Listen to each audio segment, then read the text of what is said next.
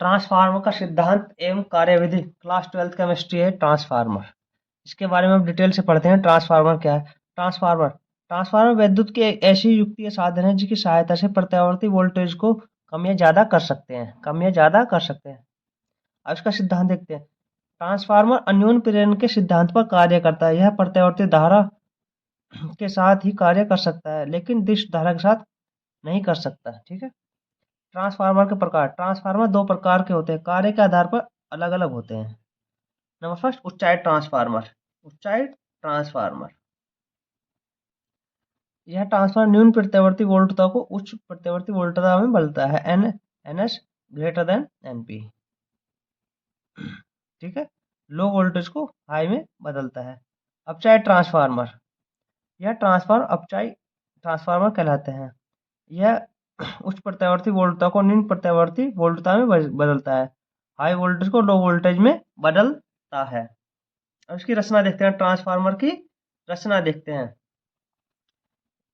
इसमें नरम लोहे की पत्तियों को एक के ऊपर एक रखकर आयताकार पटलित क्रोड बनाई जाती है। जैसे नरम लोहे की पत्तियां एक के ऊपर एक रखकर एक आयताकार पटलित क्रोड बनाई जाती है। ये पत्तियां एक दूसरे को पृथक रखती हैं, जिससे क्रोड में भंवर धाराएं जिसमें क्रोड में कम भंवर धाराएं उत्पन्न हो और वैद्युत का क्षय नगण्य हो। इस क्रोड तांबे के तार की दो अलग अलग कुंडलियां लपेटी जाती है। तांबे की तार की दो अलग अलग कुंडलियां P1 और ये हमारी प्राथमिक कुंडली और S हमारी द्वितीय कुंडली लपेटी जाती है। इनमें से एक तांबे के मोटे तार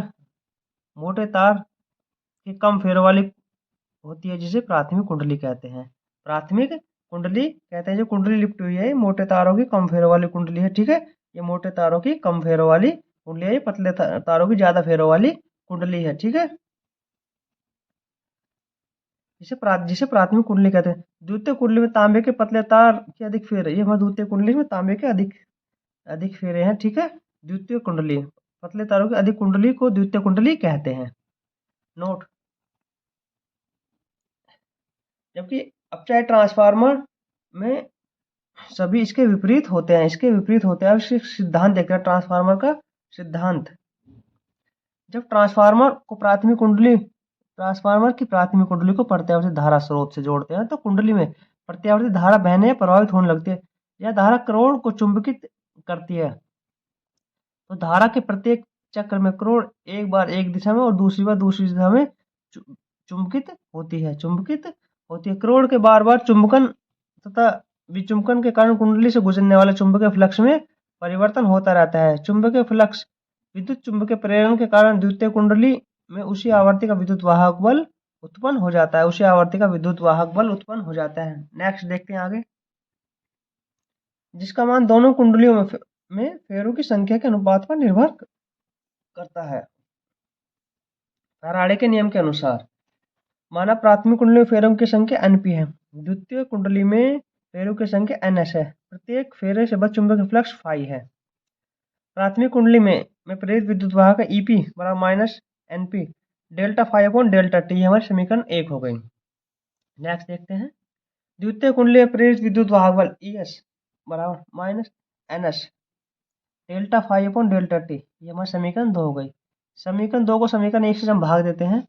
समीकरण 2 को हम समीकरण 1 से भाग देते हैं, तो Es अपॉन Ep बराबर माइनस Ns delta phi upon delta t upon Np delta phi upon delta t. ठीक है। ये हमारा delta phi upon delta t से कट गया, माइनस से माइनस कट गया, तो हमारा Es अपॉन Ep बराबर Ns अपॉन Np बचा। तब प्राथमिक कुंडली में शक्ति बराबर द्वितीय कुंडली में शक्ति। ठीक है। तो Ip मल्टीप्लाई Vp बराबर Is मल्टीप्लाई Vs।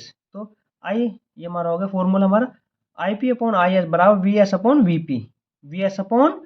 अब देखते हैं ट्रांसफार्मर की दक्षता। इसको ईटा से प्रदर्शित करते हैं। हमारा ईटा होता है, ईटा निर्गत शक्ति अपॉन निवेशी शक्ति गुना 1000।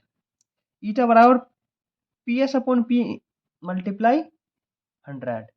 P हमारा प्राथमिक है और S हमारा द्वितीयक है, द्वितीय कुंडली है। वीडियो पसंद है चैनल को लाइक करें, सब्सक्राइब करें। धन्यवाद।